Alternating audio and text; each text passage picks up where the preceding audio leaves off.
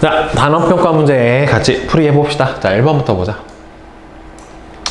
자, 기권의 층상 구조를 나타냈는데 기권의 공기의 대부분이 모여 있고 기상 현상이 나타나는 층은 어디입니까?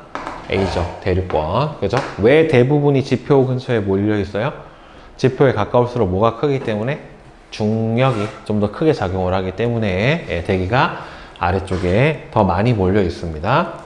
자, 그 다음에 이에 대한 설명으로 옳은 것은, 자, 오존층은 B층의 존재라는 거기 때문에 틀렸고, B층은 상층부가 하층부가 저온이고 상층부가 고온이기 때문에 이 B층하고 D층, 이 성층권하고 열권 같은 경우에는 뭐가 일어나지 않아요?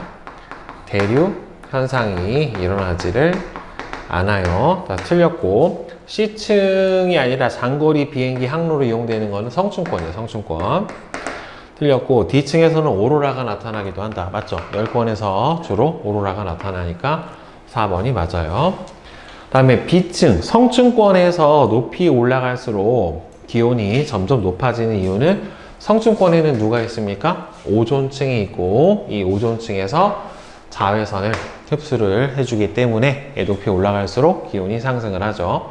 그러니까 이게 지구 층상구조, 기온의 층상구조가 나타나는 가장 큰 원인 중에 하나가 누구 때문이냐면 성층권, 내 있는 오존층 때문이에요. 만약에 저게 없었다면 그냥 어떻게 나타나야지 맞아요?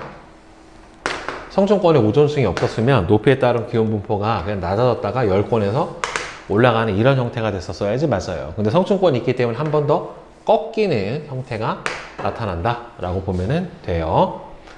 자, 그 다음에 4번 복사 에너지와 지구 복사 평형에 대한 설명으로 옳은 것은, 온도를 가지고 있는 모든 물체는 복사 에너지를 방출을 해요. 복사 에너지 방출 안 하는 물체는 없고요. 지구는 태양 복사 에너지를 끊임없이 흡수하기 때문에 평균 기온이 계속 상승을 하는 건 아니죠. 왜냐면은 지구는 여기 나온 대로 뭘 이루고 있기 때문에 복사 평형을 이루고 있기 때문에 흡수하는 에너지하고 방출하는 에너지가 어떻게 됩니까? 서로 같죠. 그래서 지구가 일정한 기온을 유지하고 있게 되고요. 지구는 달에 비해서 높은 온도에서 복사 평형을 이루고 있어서 평균 온도가 높고, 그 이유는 지구는 달하고는 달리 뭐가 존재합니까? 대기가 존재하고, 이 대기에서 바로 대기에 의해서 뭐가 일어나요? 온실 효과가 일어나기 때문에 달보다는 좀 더 높은 온도에서 유지가 되죠. 그 다음에 5번 그린 가와 같이 장치를 한 후 적외선 등을 켜고 5분 간격으로 알루미늄 컵 속의 공기의 온도를 측정했더니만 나처럼 됐으니까 처음에는 온도가 계속 상승을 하다가 복사 평형에 도달하면 더 이상 증가하지 않고 이렇게 일정한 상태가 되는 거죠. 그러니까 결국에는 컵이 흡수하는 복사 에너지하고 그 다음에는 방출하는 복사 에너지하고 이 두 개를 비교를 했었을 때 처음에는 누가 더 큰 거고 흡수량이 큰 거고 복사 평형에 도달하면 그 다음에는 같아지니까 일정해지는 거죠. 따라서 알루미늄 컵은 지구, 적외선 등이 태양이니까 틀렸고, 복사 평형에 도달한 시각은 적외선 등을 켜고 약 15분이 지난 다음이고, A 구간에서 컵이 방출하는 에너지 양은 흡수하는 에너지 양보다 적죠. 그러니까 온도가 올라가고 있는 거고, 그 다음에 B 구간에서는 그렇죠, 이게 복사 평형 구간에 해당이 되기 때문에 컵이 방출하는 에너지하고 흡수하는 에너지하고 양이 서로 같아요. 그래서 4번이 맞고요. 그 다음 6번은 그림은 지구의 복사 평형을 나타냈다. 자, 지구에서 흡수하는 태양 복사 에너지의 양은 몇 %예요? 반사를 하는 거가 몇 %입니까? 30%를 뺀 나머지니까 50이 아니라 70%를 흡수를 해주게 되고, 태양 복사 에너지 중에서 지표면에 흡수되는 양은 여기 나와 있는 것처럼 50%예요.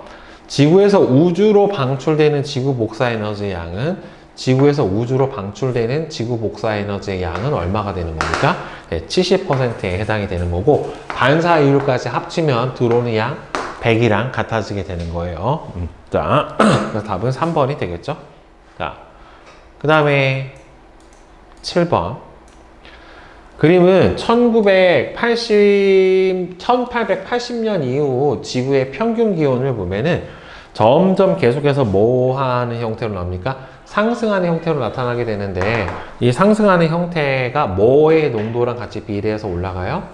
이산화탄소의 농도랑 같이 비례해서 올라가게 돼요. 이산화탄소는 대표적인 무슨 기체에 해당이 되기 때문에 온실기체에 해당이 되니까, 이산화탄소가 많아지면은 온실 효과 정도가 더 심해지니까 지구 온난화가 심해져서 지구 기온이 계속 상승을 하게 되는 거죠.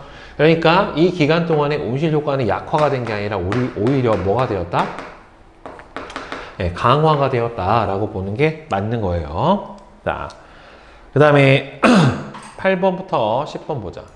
그림은 기온에 따른 포화 수증기량 곡선을 나타냈는데, A부터 C 공기에 대한 설명으로 옳지가 않은 것은, A는 지금 포화 수증기량 곡선 위에 있는 점이기 때문에 무슨 상태에 해당이 돼요?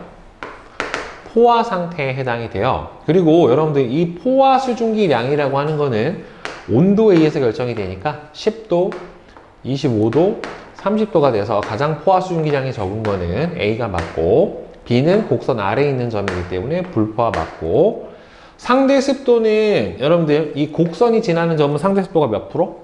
100%. 그리고 곡선에서 멀수록 상대 습도가 어떻게 돼요? 낮아요. 그러니까 C의 상대 습도가 가장 낮다. 아, 이거 맞지. 옳지 않은 거 고르는 거로 맞고. 그러면 이슬점은 가지고 있는 실제 수증기량에 의해서 결정이 되니까, 지금 보면은 실제 수증기량이 A하고 B하고는 서로 같고요. B가 더 많아요. 그러니까 이슬점이 어떻게 돼요? 이게 B의 이슬점, A하고 C의 이슬점은 10으로 같죠. 따라서 B가 제일 크고 A하고 C는 같다. 이것도 맞아요. 자, 그럼 이제 5번이 틀렸을 텐데, B 공기, 현재 B는 공기 1kg 안에 얼마를 포함하고 있는 거예요? 14.7g을 포함을 해요. 공기 1kg 안에 14.7g의 수증기가 포함이 되어 있는데, 얘를 10도씨로 냉각을 시키면 10도씨에서 포화 수증기량이 얼마니까? 7.6이 되니까 요 둘의 차이인 9가 아니라 얼마야?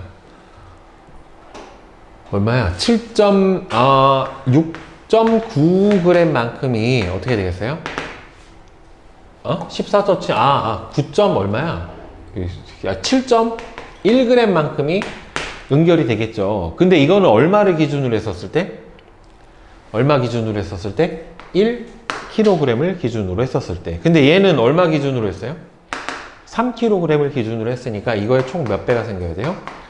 3배가 생겨야 되니까 21.3g 만큼이 응결이 되는 게 맞겠죠. 자, 그 다음에 9번 보자. C의 공기 500g을 포화시키려면 수증기를 얼마를 동급해야 되는가? 지금 C를 보면 C는 현재 1kg에 얼마를 포함하고 있는 거예요? 7.6g을 포함을 하고 있는 거예요. 근데 얘가 지금 500g이니까 그러면은 지금 현재 1kg에 얼마를 포함하고 있어요? 7.6g을 포함을 하고 있고, 만약에 1kg을 기준으로 했었을 때 얘를 포화로 만들려면 얼마가 필요하냐면 이만큼이 더 필요한 거죠. 이 차이만큼을 수증기를 더 넣어줘야지. 따라서 27.1g이 현재 30도 C에서의 포화 수증기량에 해당이 되는 거니까 이 둘의 차이만큼이 얼마예요? 20.5g 만큼이 얼마가 되는 겁니까? 맞냐? 27.1이구나. 27.1에서 7.6을 빼주면 얼마니? 9.5g 만큼이 필요한 거죠. 얼마를 기준으로 했었을 때? 얼마 기준으로 했었을 때? 얼마? 왜 계산을 이렇게 해, 자꾸. 얼마야, 지금? 7.6이니까. 19.5네. 이게 얼마 기준으로 했었을 때요? 1kg 기준으로 했었을 때. 그치? 그러니까 현재 이 공기가 가지고 있는 수증기량이 1kg 기준으로 했었을 때 얼마 갖고 있으니까 7.6을 갖고 있고, 30도씨에서 포화 수증기량이 27.1이 되니까 이 둘의 차이인 19.5g 만큼이 필요한 거죠. 뭘 시켜주기 위해서? 포화를 시켜주기 위해서. 얼마를 기준으로 했었을 때? 1kg을 기준으로 했었을 때. 근데 여기서 문제에서 뭐라고 물어봤어요? 500g을 기준으로 한다고 했으니까 이거의 절반이 필요한 거죠. 그죠? 따라서 얼마가 필요합니까? 9.75g만큼의 수증기를 더 넣어줘야 포화 상태가 되겠죠. 자, 그 다음에 문제 10번. 비공기의 상대 습도가 얼마냐? 지금 B를 보게 되면은, 자, 보세요. 여기서. B는 현재 상태의 수증기량이 얼마예요? 14.7이에요. 현재 14.7g을 갖고 있고, 현재 기온이 25도니까, 25도씨에서 포화 수증기량이 얼마예요? 20이에요, 20. 그죠? 그러면은, 현재 온도에서의 포화 수증기량분의 현재 갖고 있는 실제 수증기량 곱하기 100을 해준 게 뭐가 되는 겁니까? 바로 상대 습도에 해당이 되니까 나눠주면 5가 될 거고 얼마가 돼요? 그러면은 73.5%가 바로 상대 습도에 해당이 되겠죠. 그래서 10번은 5번이죠. 그 다음에 11번, 12번 보자. 표는 기온에 따른 포화 수증기량을 나타냈는데, 자, 10.6g의 수증기를 포함한 25도씨의 공기 1kg을 10도씨로 냉각하면 얼마나 응결이 되는가? 지금 현재 얘가 25도씨 1kg 안에 가지고 있는 수증기량이 10.6g인데 얘 온도를 10도씨까지 냉각을 시키면, 자, 포화 수증기량 표에서 10도씨에서 가질 수 있는 포화 수증기량이 얼마냐면은 7.6g에 해당이 되니까 요 둘의 차이만큼이 응결되니까 3g이 응결량에 해당이 될 겁니다. 그죠? 따라서 1번이 되고요. 자, 그 다음에 지금 30도씨의 공기 2kg 안에 21.2만큼의 수증기가 들어있대. 그러면 1kg을 기준으로 해주면 절반으로 나눠줘야 되니까 얼마가 들어있어요? 10.6g만큼의 수증기가 들어있죠. 따라서 이 공기에 있을 점은 이 10.6을 포화 수증기량으로 하는 온도가 있을 점에 해당이 되는 거니까 따라서 몇 도예요? 15도가 맞고, 그 다음에 이 공기의 상대 습도는 현재 30도씨라고 했기 때문에 30도씨 포화 수증기량이 얼마예요? 27.1이고 현재 얼마나 들어있는 거예요? 1kg 기준으로 했을 때 10.6만큼이 들어있게 되죠. 그러면은 절반이 돼요, 안 돼요? 절반이 안 되죠. 그럼 50% 언더에 해당이 돼야 되는 거니까 얘는 말이 안 되고 1번이 바로 상대 습도에 해당이 되겠죠. 직접 구하라고 하면 나눠줘야 되겠지만, 자, 그 다음에 13번. 그림은 맑은 날 하루 동안의 기온하고 상대 습도의 변화를 나타냈대요. 자, 그러면은 낮 시간에 요 12시부터 15시 동안에 가장 높은 값을 나타내는 니은, 이 값은 뭐에 해당이 돼요? 기온에 해당이 되는 거고, 이 기온하고 반대 형태의 그래프로 나타나는 바로 기억이 뭐에 해당이 되니까 상대 습도에 해당이 될 거예요. 그러면 기억은 습도고 니은은 기온이니까 틀렸고, 기온은 새벽 6시경이 가장 낮아요. 하루 동안에는 수증기량은 변화가 거의 없습니다. 그래서 하루 동안에 수증기량의 변화가 거의 없기 때문에 거의 하루 동안에는 뭐가 일정하게 나타나요? 있을 점이 일정하게 나타나게 되고, 맑은 날 기온과 상대 습도의 변화는 대체로 그렇죠, 반대로 나타나게 되죠. 그 이유가 실제 수증기량은 일정한데 온도가 올라가면은 포화 수증기량이 증가하니까 상대 습도가 공식에서 분모가 증가하는 형태가 되는 거라서 습도가 낮아지게 돼요. 따라서 4번이 맞죠. 다음에 14번. 다음은 구름이 만들어지는 과정을 나타냈대요. 자, 그러면 구름 생성 과정 순서대로 보면은 일단은 맨 처음에 공기덩어리 상승, 단열, 팽창, 공기덩어리 기온 하강. 그래서 어디에 도달해요? 있을 점에 도달을 하면 수증기가 응결이 일어나면서 구름이 만들어집니다. 네. 자, 그 다음에 15번. 자, 그림은 눈이나 비를 만드는 구름을 나타내는데 지금 이 구름 제상층부 온도가 0도고 얘는 영하 40도보다 더 낮아요. 위로 올라갈수록 기온이 낮아지니까. 따라서 가 같은 경우에는 무슨 지방에 해당이 되는 겁니까? 온대 또는 한대 지방에 해당이 되는 거고, 가 같은 경우에는 열대 지방에 해당이 되는 거죠. 따라서 가는 중위도나 고위도 지방에서 발달한다. 맞고, 가에서는 수증기가 달라붙어 얼음 알갱이 빙정이 점점 커져서 성장한 빙정이 무거워져서 떨어지는 거죠.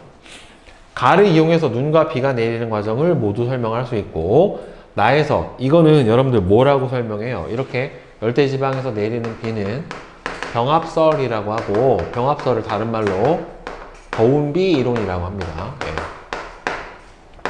그렇기 때문에 차가운 비가 아니라 상대적으로 따뜻한 비가 내린다 라고 볼 수가 있어요. 자, 그 다음에 16번. 그림과 같이 어느 지역에서 유리관에 수은을 가득 채우고 수은이 담긴 수조에 거꾸로 세웠더니 수은 기둥이 내려오다 멈췄대요. 근데 지금 몇 센치야? 여기? 79cm예요. 그죠? 그러면 1기압은 여러분들 수은 기둥 76cm HG에 해당이 되기 때문에 얘는 지금 현재 1기압보다 높단 말이에요. 결국에는. 그치? 자, 수은기둥의 압력은 기압하고 같고, 이 지역은 현재 1기압보다는 더 높으니까 1기압의 기준이 1기압이 1013헥토파스칼이니까 이거보다는 커요. 수은기둥을 기울여도 높이는 안 달라지죠. 단위 면적당 눌러주는 힘의 크기이기 때문에 높은 산의 정상에서 실험을 하면은 수은기둥의 높이는 낮아지죠. 기압이 작아지니까. 시험관에 굵기가 가는 곳으로 실험을 하더라도 전체 높이에는 변화가 있다 없다? 없어요. 알겠죠? 네, 전체적으로 똑같습니다. 자, 그 다음에 17번. 기압하고 바람에 대한 설명으로 옳지가 않은 것은, 자, 집 표면에서 높이 올라갈수록 기압은 낮아져요. 왜 그래요? 고도가 높아질수록 대기가 희박해지기 때문에 점점 내려갑니다. 1기압은 수은기둥 76cm다. 기압은 바람이 높은 곳에서 낮은 곳으로 부는 거기 때문에 따라서 3번이 틀렸죠. 그죠? 그 다음에 18번. 오른쪽 그림은 어느 해안 지역에서 부는 바람을 나타냈는데, 자, 지금 바람 방향은 상공을 보는 게 아니라 어디서 보는 거예요? 지표면에서 부는 바람을 보는 거예요. 근데 지금 어디에서 어디로 불어요? 바다에서 육지로 부는 거기 때문에 이 바람은 낮 시간에 부는 해풍이에요. 바람이 불어오는 방향이 풍향이기 때문에 바다에서 육지로 부니까 해풍에 해당이 되고, 낮에 해풍이 불고 있고, 자, 그러면은 바다 쪽이 무슨 기압이에요? 고기압이고, 그 다음에 육지 쪽이 저기압에 해당이 된다란 말이에요. 따라서 지표면의 기압은 바다가 육지보다 높아야 되고, 기온은 더 빨리 달궈지는 육지 쪽이 고온에 해당이 되는 거고, 상대적으로 바다 쪽이 저온에 해당이 되니까 육지가 바다보다 기온이 더 높고요. 육지와 바다의 열 용량 차이로 인해서 부는 바람이다. 자, 여러분들, 이게 열 용량, 정확하게 뭐 비열차라고도 설명을 해주는데,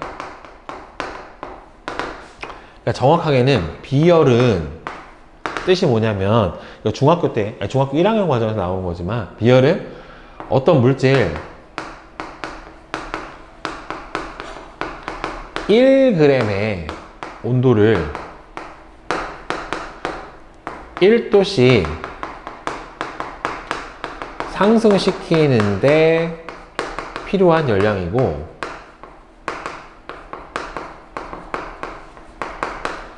연용량은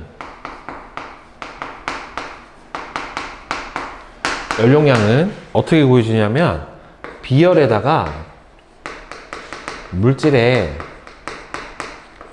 질량 전체를 곱을 해준 게 연용량이에요. 그래서 실제로는 1g의 온도를 1도씩 상승시키는데 필요한 열량이고, 연용량은 어떻게 구해주냐면 비열에다가 물질의 질량 전체를 곱을 해준 게 연용량이에요. 그래서 실제로는 1g의 온도를 1도씩 상승시키는데 필요한 열량이고, 연용량은 비열 곱하기 물질의 질량인 연용량이 클수록 온도 변화가 어려워요. 그러니까 잘 뜨거워지지도 않고 한번 뜨거워져서 잘 식지도 않아요. 오케이? 무슨 말인지 알겠어요? 그러니까 실제로는 그러니까 비열 자체도 육지하고 바다하고 비교를 하면 누가 더 크고? 비열 자체. 육지가 커? 비열. 바다가 크죠. 그러니까 육지는 모래사장하고 물하고 놓고 똑같이 가열을 시켜보면 누가 더 빨리 뜨거워져? 모래하고 바다하고 누가 더 빨리 뜨거워져? 모래가 더 빨리 뜨거워진다란 말이에요. 왜? 비열이 작으니까. 근데 전체 지구 전체로 보더라도 육지가 양이 많아요? 물이 양이 많아요?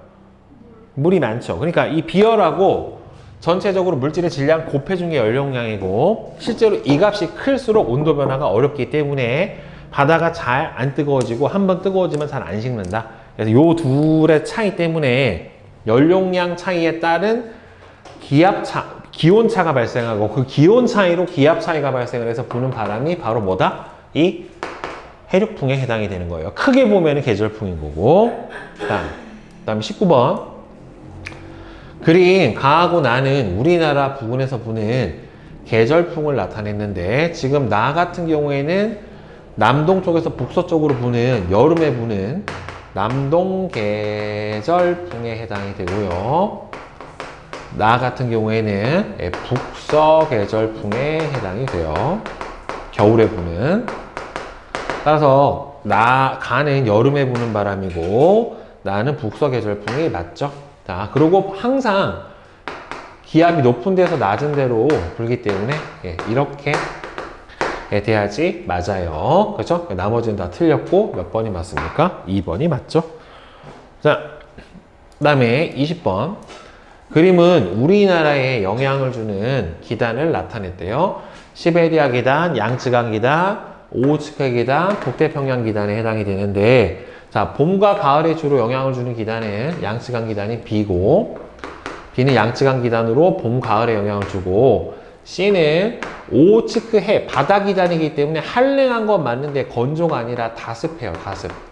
예. 다음에 D는 주로 여름철에 영향을 주며 고온 다습한 북태평양 기단에 해당이 되겠죠. 그래서 4번이 맞고 자, 그 다음에 21, 22 자, 그림은 서로 다른 종류의 전선을 나타내는데 가는 지금 따뜻한 공기가 찬 공기를 타고 완만하게 상승을 하고 있는 무슨 전선에 해당이 됩니까? 온난 전선에 해당이 되고요. 나는 찬 공기가 따뜻한 공기를 파고들어서 밀어 올리는 한랭 전선에 해당이 돼요. 자, 그러면 보자. 가는 온난이고 나가 한랭이기 때문에 일단은 틀렸고요. 에잇, 나와. 분표. 자, 다음에 전선의 이동 속도는 누가 더 빠릅니까? 한랭 전선이 빠릅니다. 다음에 가에서는 지속적인 비가 내리고 나에서는 소나기성 강우가 내린다. 맞아요. 근데 이 온난전선은 강수 지역이 어디예요? 온난전선 앞쪽에 비가 내리고 넓은 지역에 한랭전선은 한랭전선 뒤쪽에 좁은 지역에 비가 내립니다. 이렇게. 자, 그러면 가와 나의 전선 기온은 온난전선은 올록불록. 다음에 한랭전선은 뾰족뾰족해야 되니까 1번이 맞죠. 자. 다음에 23번. 그린 가하고 나는 어디를 기준으로 했어요? 북반구를 기준으로 했었을 때 고기압이랑 저기압을 순서 없이 나타냈는데 지금 하강기류가 나타나는 가가 뭐에 해당이 되는 거예요? 고기압에 해당이 되고 상승기류가 나타나는 나가 저기압에 해당이 되겠죠. 그러면 가는 고기압, 나는 저기압. 가에서는 바람이 시계 방향으로 불어 나옵니다. 선생님이 이렇게 바람이 휘어져서 불게 되는 이유는 지구 자전에 의한 뭐가 작용을 해서 그렇다? 전향력이라고 하는 힘이 작용을 해서 그렇다. 얘는 반시계 방향으로 바람이 불어 들어갑니다. 이런 식으로 맞고, 그 다음에 가에서는 공기가 하강해서 구름이 안 생기죠. 구름이 생기려면 이렇게 상승기류가 생기는 저기압에서 생겨요. 하강기류가 있을 때 구름이 안 생겨요. 기본적으로 구름이 만들어지려면 일단 무조건 공기가 어떻게 돼야 돼요? 상승해야 돼요. 자, 그 다음에 24. 그림은 온대저기압의 모습을 나타낸 것이다. 자, 그러면 여기서 강수구역이 어디냐면 온난전선 앞, 여기가 강수구역이고 한랭전선 뒤, 여기가 강수구역이에요. A 지역에서는 소나기성 강우가 내린다. 맞고, B 지역은 그렇죠. 여기서는 구름이 안 생기기 때문에 날씨가 맑아요. C 지역에서는 충년 구름이 발달을 하고, B 지역은 한랭전선이 통과한 다음에 바람 방향이, 자, 잘 봐. 자, C에서는 남동풍, 그 다음에 여기서는 남서풍, A에서는 북서풍이 바람이 불기 때문에 한랭전선 통과하고 나서 남서풍에서 북서풍으로 바뀌어요. 남서풍이 부는 게 아니라 북서풍에 바람이 불게 된다라고 하는 거기 때문에 답은 4번. 알겠죠? 자, 다음 25. 그린 가는 우리나라 어느 계절의 일기도를 나는 우리나라에 영향을 주는 기단을 나타냈대요. 자, 지금 일기도를 보면 저기압, 고기압 이렇게 볼 거냐 아니면은 근데 이게 여기가 해양 쪽이 고기압에 해당이 되는 거고 대륙 쪽이 저기압에 해당이 되는 거니까 남고 북저형의 기압 배치를 가지고 있는 게 맞아요. 이동성 거기압이 있으면 중간중간에 고기압이 하나씩 껴 있어야 되는데 그렇진 않으니까 비확산 가격이 높고 그래서 남고 북저형의 기압 배치를 가지니까 이게 언제다? 여름이다. 그럼 여름철에 우리나라에 가장 영향을 많이 주는 기단은 어디예요? 바로 C. 그렇죠? 북태평양 기단에 해당이 되는 거니까 3번이 되겠죠. 자, 그 다음에 26번 보자. 오른쪽 그림은 기권의 층상 구조를 나타냈는데 대륙권과 중간권에서 높이 올라갈수록 기온이 낮아지는 이유는 결국에는 여기서 어떻게 돼요? 지표면에서 방출하는 뭐가? 지구 복사 에너지의 흡수량이 점점 높아질수록 어떻게 되기 때문에 줄어들어서 그래요. 즉 높이 올라가면 높이 올라갈수록 뭐가? 지구 복사 에너지 흡수량이 점점 감소하기 때문에가 되겠고 대륙권하고 중간권의 공통점 대륙권도 지금 보면은 높이 올라갈수록 기온이 내려가고요. 중간권도 높이 올라갈수록 기온이 내려가요. 그러니까 하층부가 고온이고 상층부가 저온인 불안정한 층이기 때문에 둘 다 무슨 현상이 일어난다? 대류 현상이 일어난다. 대류 현상이 일어나긴 하지만 차이점은 뭐냐면은 대륙권에서만 수증기가 풍부해서 대륙권에서만 수증기가 풍부해서 뭐가 일어나게 된다? 날씨 변화가 일어나요. 중간권에서는 날씨 변화 자체가 없죠. 그죠? 자, 그 다음에 27번.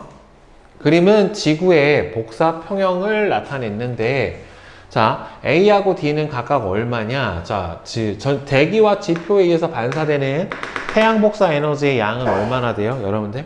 70, 여기가 30이에요. 이게 지구 반사율이라고 그랬죠. 다음에 D. 결국에는 지구에서 흡수해서 지표로 방출하는, 우주로 방출하는 총 에너지 양은 얼마가 돼야 됩니까? 네, 70에 해당이 돼야 돼요. 자, 그러면 B하고 C하고 D는, 결국에는 이 B하고 C라고 하는 게 지구가 전체 흡수하는 태양 복사 에너지의 양에 해당이 되고요. B 더하기 누가? C가. D는 지구가 방출하는 태양 복사 에너지에 해당이 되기 때문에 얘가 누구랑 같아야 돼요? D랑 같아야 되겠죠. 그러니까 이게 흡수하는 태양 복사 에너지, 얘가 방출하는 지구 복사 에너지.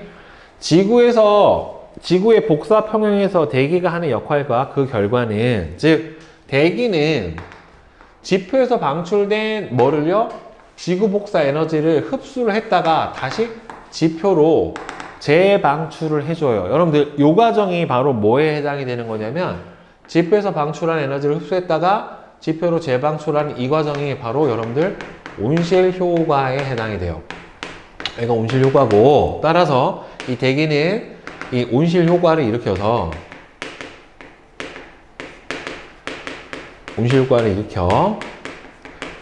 지구의 기온 차가 밤낮으로 너무 크지 않게. 그러니까 이거를 여러분들 밤낮의 기온차를 뭐라고 불러줘요? 하루 동안에 가장 최고 기온하고 최저 기온의 기온차 뭐라고 불러줘? 일교차. 그러면 1년 동안에 가장 최고 기온 달과 최저 기온 달의 온도 차는 연교차라고 불러줘요. 자, 그래서 이 일교차가 너무 크지 않게 해주는 역할을 하는 게 바로 온실 효과예요. 다음 28번. 표는 기온에 따른 포화 수증기량을 나타냈는데 현재 기온이 25도고 이슬점이 15도래요. 자, 이슬점을 주는 건 현재 기온의 실제 수증기량을 준 거예요. 그러니까 현재 공기가 15도까지 온도를 낮춰주면 뭐가 된다는 소리예요? 포화 상태가 되는 거기 때문에 따라서 현재 25도씨의 이 공기 1kg이 가지고 있는 수증기량은 얼마고? 10.6g이고 그 다음에 현재 기온이 25도니까 25도씨에서 포화 수증기량은 20이란 말이에요. 따라서 20 곱하기 100 요걸 해주면은 상대 습도가 되겠죠. 따라서 5를 곱해주면 몇 퍼센트에 해당이 되는 겁니까? 53%가 현재 요 공기의 상대 습도에 해당이 될 거고요. 구름이 만들어지는 경우 세 가지. 여러분들, 구름이 만들어지려면 구름의 생성이 일어나려면 결국에는 뭐가 있어야지 선제 조건이 되는 거예요? 공기의 상승이 있어야 돼요. 결국에는 공기가 상승을 해야 단열 팽창을 해서 온도가 낮아져서 수증기가 응결하기 때문에 따라서 1번 첫 번째 지표면이 불균등하게 가열될 때